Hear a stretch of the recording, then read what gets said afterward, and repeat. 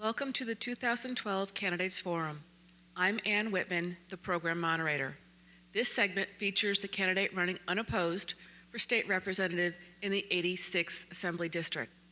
During this segment, the format will permit the candidate to offer a statement. Now I'd like to introduce the candidate. He is Vincent Candelora, Republican. Thank you. I want to just start out by thanking the Wallingford community women for putting on this event and giving me an opportunity to provide a platform to the voters in Wallingford. My name is Vincent Candelora. I represent the 86th District, which after redistricting changed a little bit. I was fortunate to be able to continue to serve this great town. I represent the eastern part of Wallingford, all of North Branford. Now I will be representing Western Durham and North Guilford. I live in North Branford with my wife and 3 children, and I currently serve in the General Assembly. I'm in my 3rd term. I'm Deputy Leader in the House,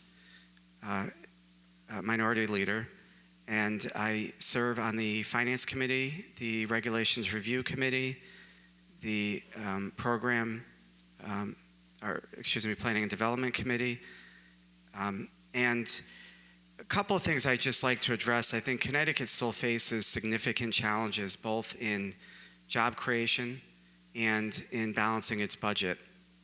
One of the things that I've done is started a bipartisan manufacturing caucus in Hartford, where we're beginning to take a look at manufacturing and see how we can maintain and grow it in the state of Connecticut. I know it's a very important industry, certainly in Wallingford.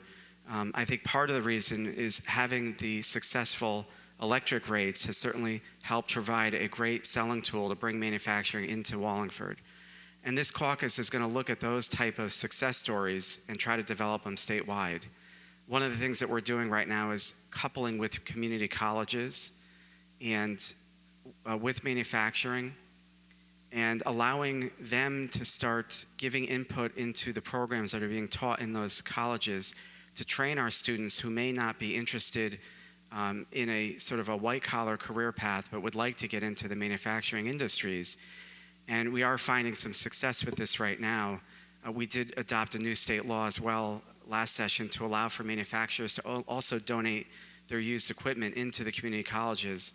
So we now have the ability to begin training them on the different tools and equipment that the industry currently uses. And so I think that's a positive challenge, a no-cost item that we could look at in furthering a very important industry in Connecticut. The second issue that I think is certainly important in Wallingford that we need to continue to work on is the phosphorus regulations that is affecting water quality.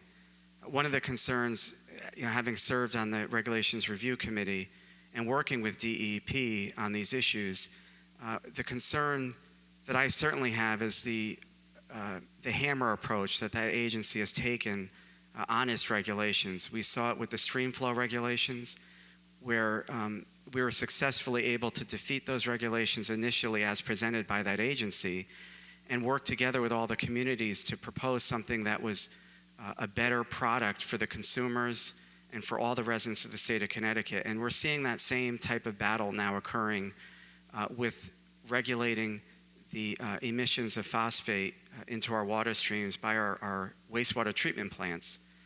And I think that those wastewater treatment plants have become an easy target for the agency to go after because they are a point source that can be easily regulated. It's going to cost hundreds of millions of dollars onto our taxpayers, and it's still questionable whether, if the town of Wallingford met those standards, that it would have any impact at all on our streams like the Quinnipiac River. So I continue to want to fight that battle up in Hartford and make sure that we have the proper voices at the table and everybody has input, rather than an agency just dictating a policy down because they think it's important. I think we need to prove that it is an important regulation before we go forth.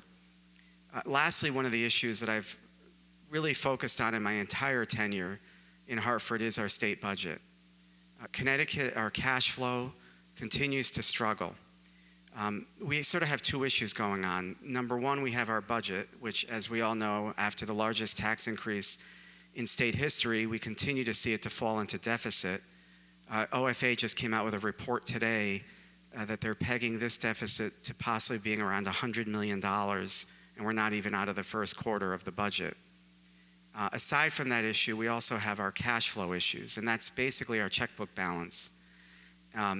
2 years ago, Senator Fasano and myself were successful in passing legislation that requires reporting of our checkbook balance to the legislature. Unlike a state like California, when it ran out of money, we all heard about it. People were issuing IOUs for tax refunds, and it was all over the news nationally. Connecticut doesn't need to do that. When we run out of cash, we just borrow from other accounts. We borrow from our capital funds, we borrow from our UConn tuition money, and we use that for our operating. So when Connecticut starts dipping into the red in our checkbook, nobody notices.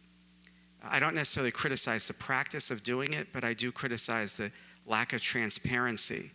And while we're now seeing reporting requirements being set forth, we continue to see the cash flow erode in the state of Connecticut. I do have fears that moving into December of this year, we're going to be in a position to be completely insolvent if we continue to draw down on our bond funds the way, at the pace that we're drawing down on it. And my concern is that Connecticut is going to be set up for another tax increase come January. So aside from heightening the reporting requirements of our checkbook balance, I think we need real reform in the way our revenues are collected. One of the proposals I want to put forth is to require the money from our stock market, the tax revenues that we gain from the stock market, to be set aside and not used in our operating budget, but rather be used for capital expenditures.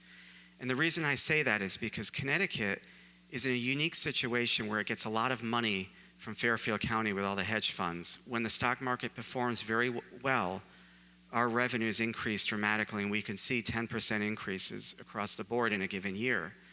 And we budget that into our budget, and we'll give ourselves an 8% increase in spending. The minute the stock market has a hiccup, which we've seen yet again in 2008, we saw it, Connecticut immediately falls into deficit, and we are much worse off than all of our sister states. And I contend that is part of the reason. We should not be budgeting increases off of a volatile income stream. So what I think that we should be doing is incrementally phasing it in, because it can't be done, tomorrow. But we should begin to target the stock market growth and take that growth away from the operating budget, so we don't see these 8% increases anymore, and we keep the increases along with inflation, along the 3% range. And that extra money could be put toward either capital projects or certainly paying off all our unfunded liabilities, which just continue to grow. Our unfunded pensions, our underfunded post-benefit medicals. And so that will be one of the charges that I would like to take up. Just this past September, going back to our budget, when we changed so dramatically our revenue streams, we increased the sales tax, we started taxing clothing now, we're taxing energy at 2.5%. When we started doing all those things and making those changes, I was concerned we really didn't look at it on a philosophical level, but rather we passed it just to balance a budget. And what we're starting to see is how that's playing out. Just in the month of September, we have seen our sales tax decline 31%. And that's after eliminating the exemption on clothing. So it should not be in decline. It should be a lot greater than it was last year. And I think that's a strong indicator that our retail markets are starting to go back into decline. And so I think what the Finance Committee is going to need to do this next session is to start looking at those areas where we increased revenues and see how the effect it's had on the economy. Our alcohol tax we increased. We're seeing less alcohol revenue than we did when it was at a lower level. Our license and fees in state government we increased. We're seeing a decline in those as well. So we have to stop the money grab in Hartford. We have to stop looking at it as an approach of let's just balance our budget. We need to start looking at this holistically. We owe it to the residents of the state of Connecticut to do no more harm. And so I'm looking forward to continuing to serve the 86th District. It's been a pleasure serving Wallingford and working with all the elected officials in Wallingford. And I look forward to another 2 years, and I hope I can get the support again of Wallingford. Thank you. Thank you. This concludes the 86th Assembly District segment of the 2012 Candidates Forum. On behalf of the Wallingford Community Women, I thank you for watching and remind you to vote on November 6th.